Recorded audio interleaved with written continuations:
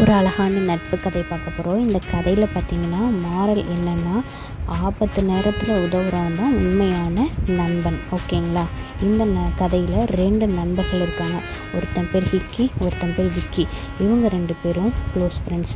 2 பேருமே பாலைவனத்தை சுற்றி பார்க்குறதுக்காக போயிட்டுருக்காங்க.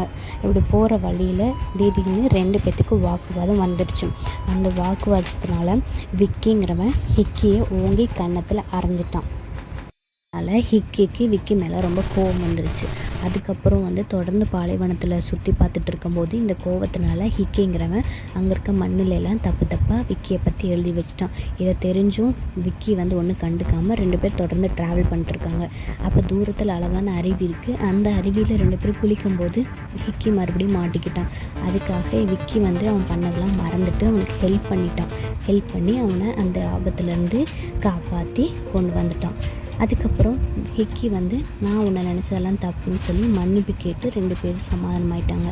இந்த கதையிலேருந்து என்ன தெரியுதுன்னா, ஒரு உண்மையான நண்பன் ஆபத்து நேரத்தில் கண்டிப்பாக உதவுவான். இதுதான் மாரல் ஆஃப் த ஸ்டோரி. உங்களுக்கு இது பிடிச்சிருக்குன்னா லைக் அண்ட் ஷேர், சப்ஸ்கிரைப் பண்ணிவிடுங்க. நெக்ஸ்ட் வீடியோ பார்க்கலாம்.